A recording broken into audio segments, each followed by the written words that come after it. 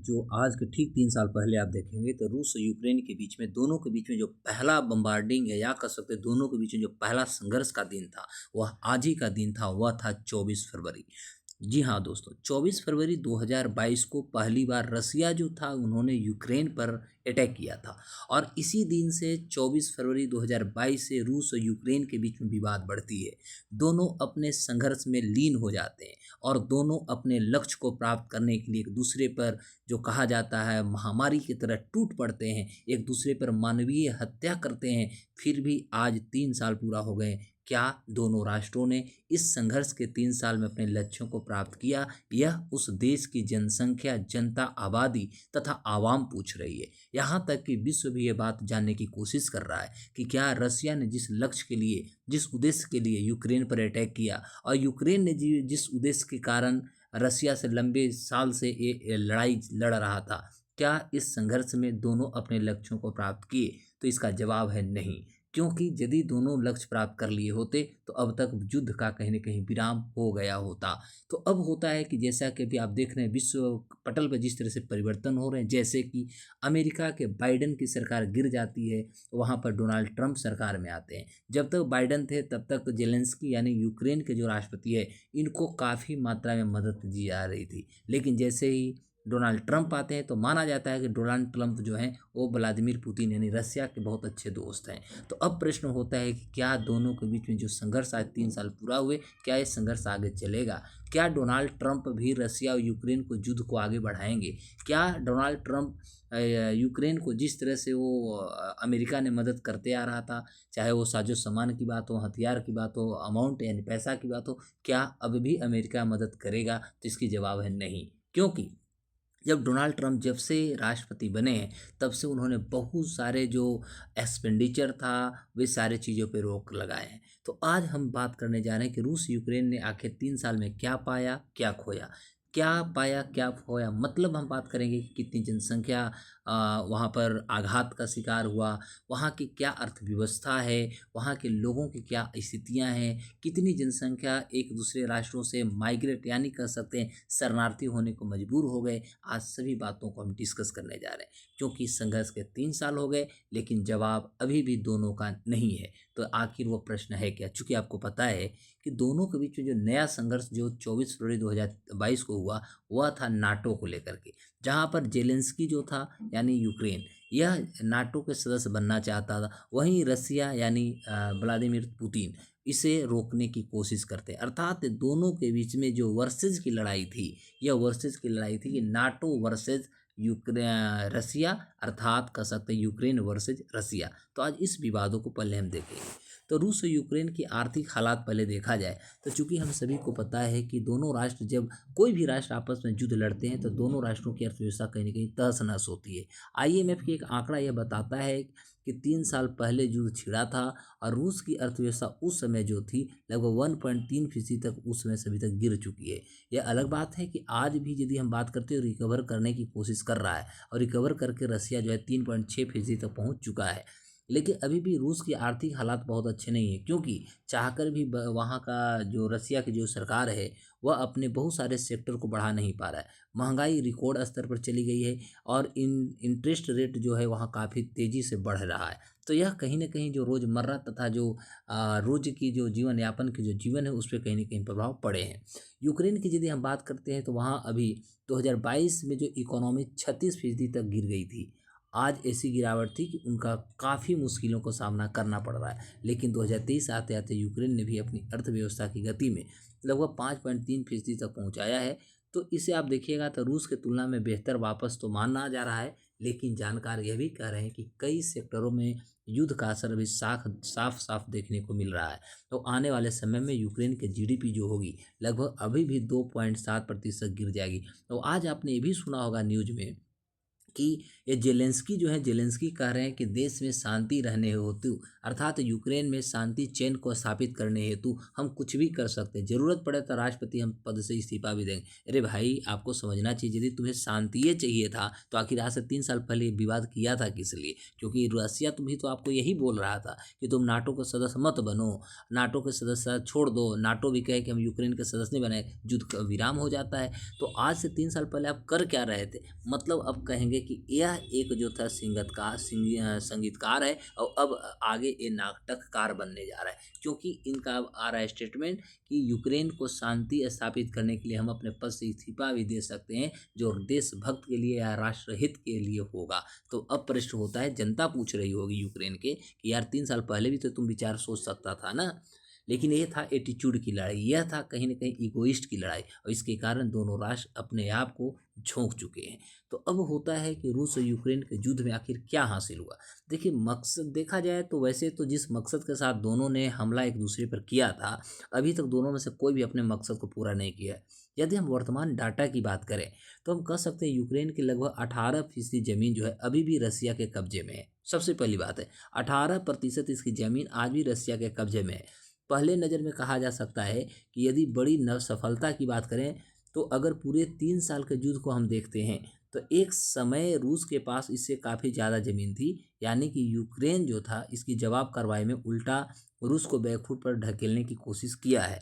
लेकिन असल में यदि हम institute of the study of war ISW के रिपोर्टों को देखें तो इससे स्पष्ट होता है कि एक समय यूक्रेन के 54% ज़मीन जो था वो रसिया के कब्जे में था और आज 18% है। मतलब कर सकते हैं 36% कम से कम जो है रसिया से कब्जा कर लिया है यूक्रेन। लेकिन फिर भी खेरसौन की बात करें, खार्किव की बात करें, जैसे इलाका जो है जेलेंस्की की सेना ने वापस प्राप्त कर लिया है, अपना हक जमा लिया है, लेकिन 54% वाला आंकड़ा गिरकर आज 18% तक पहुंच गया। तो यह कहीं ना कहीं यूक्रेन के पक्ष में हो सकता है, यूक्रेन की एक हम कह सकते हैं बड़ी जीत देखने को मिल सकता है। लेकिन समझने वाली बात यह हो सकती है कि यूक्रेन ने सिर्फ अपनी खोई ज़मीन हासिल नहीं की, बल्कि उन्होंने काउंटर ऑपरेशन के द्वारा रूस की भी कुछ ज़मीनों पर कब्जा कर लिया है।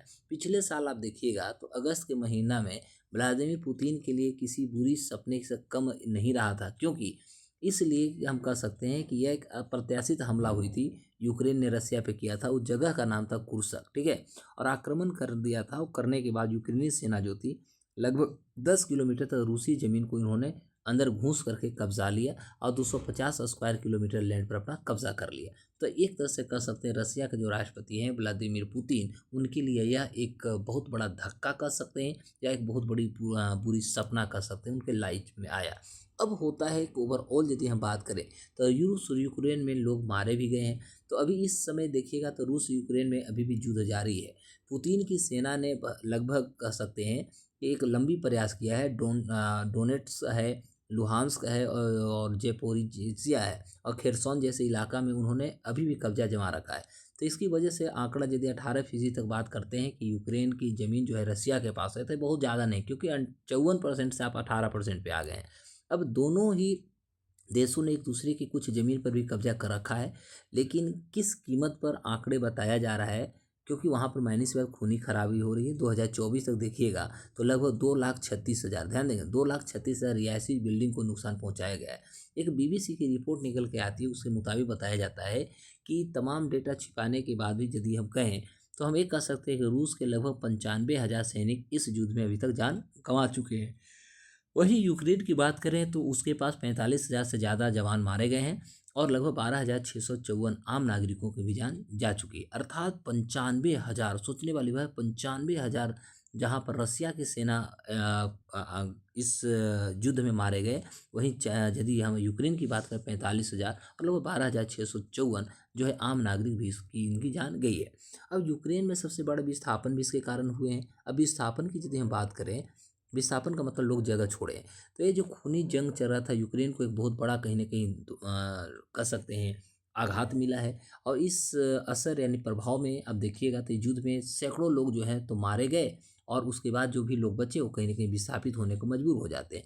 यूनाइटेड नेशन के हाई कमिश्नर फॉर रेफ्यूजी यदि हम रिपोर्ट की बात करें तो इसमें एक रिपोर्ट जो डिकोड किया गया है उसमें पता चलता है कि 2024 में यूक्रेन से लगभग 3.7 मिलियन लोग जो है अपने देश से विस्थापित हो चुके हैं, यानी एक जगह से दूसरे जगह लोग मजबूरन कह सकते हैं चले गए हैं। वहीं 6.9 मिलियन ऐसे भी लोग हैं जो मजबूर लोग हैं, जिन्होंने अब दूसरे देशों में असाइलम मांगा है। असाइलम समझते हैं ना, यानी एक उन्होंने रहने के लिए वहाँ के अन्य राष्ट्रों से उन्होंने एक जगह मांगा है। तो वहीं जब 2022 में यह युद्ध जब शुरू हुआ था तो 5.7 मिलियन यूक्रेनी लोगों ने अपना देश छोड़ दिया था। तो एक तरह से कह सकते हैं कि यूक्रेन में विस्थापन जो है एक बहुत बड़ी चुनौती बनी है। अब यूक्रेन के तीनों सालों में यदि देखा जाए तो कहाँ किसको कितनी मदद मिली है उस पर भी बात करना होगा, क्योंकि यूक्रेन लड़ रहा था अमेरिका के बल पर। पहली बात, क्योंकि अमेरिका यानी बाइडन जो था अपना फ़ायदा सेका। यदि आप देखिएगा तो अमेरिका एक बहुत बड़ा व्यापारिक राष्ट्र है, और कहीं भी किसी भी युद्ध में किसी देशों को यदि वो मदद करता है तो उसका एक ही व्यू होता है, व्यापार करना, अपने जंगी हथियारों का यूज़ करना, और कह सकते हैं कि जो एकदम यूजलेस है वो सारे चीज़ों को कहीं न कहीं उपभोग करा देना, और उसके बाद उस राष्ट्र पर अपने कर्ज के रूप में थोप देना। तो ये अमेरिका के पुराना खेल रहा है। तो आज कहीं न कहीं ज़ेलेंस्की बात को नहीं समझा, और यही कारण हो सकता है कि आज अमेरिका के बहुत बड़ा कर्जखोर राष्ट्र के रूप में यूक्रेन जो है आ चुका है। तो CNN की रिपोर्ट देखें तो CNN को एक यूनाइटेड नेशंस का रेफ्यूजी एजेंसी की रिपोर्ट आई है। इस आंकड़ा में बताया जा रहा है कि लगभग 6.3 मिलियन यूक्रेनी लोग जो हैं यूरोप में रह रहे हैं, वहीं 1.2 मिलियन जर्मनी में रह रहे हैं, और 1 मिलियन लोग पोलैंड में रह रहे हैं। अब यह आंकड़ा कहीं न कहीं डरा रहा होगा, क्योंकि यूक्रेन के लिए आने वाले दिन और ज़्यादा मुश्किल और कह सकते दुखदाई होने जा रहा है। क्योंकि आज जिस तरह से उसके पास चुनौती हैं, आगे चुनौतियाँ और बढ़ेगी, क्योंकि बाय द वे मानते हैं कि अमेरिका इंटरफेयर करता है, युद्ध का विराम होता है, तो ये सारे जनसंख्या जो दूसरे देशों में शिफ्ट कर गए ये देश में आएंगे तो महंगाई जो होगी कमर तोड़ देगी। और असल में अमेरिका ही अब तक यूक्रेन का सबसे ज़्यादा पैसा देने वाला राष्ट्र है, मदद करने वाला राष्ट्र है। तो इतने लंबे समय से तक जो यूक्रेन युद्ध में लड़ पा रहा था, उसमें कहीं ना कहीं अमेरिका का जो व्हाइट हाउस है इसकी मदद काफ़ी रहा है। लेकिन डोनाल्ड ट्रंप सत्ता में आते हैं, वो आने के बाद उन्होंने जेलेंस्की से सबसे बड़ा झटका उन्होंने दिया कि भाई आपको फंड अब नहीं दिया जाएगा।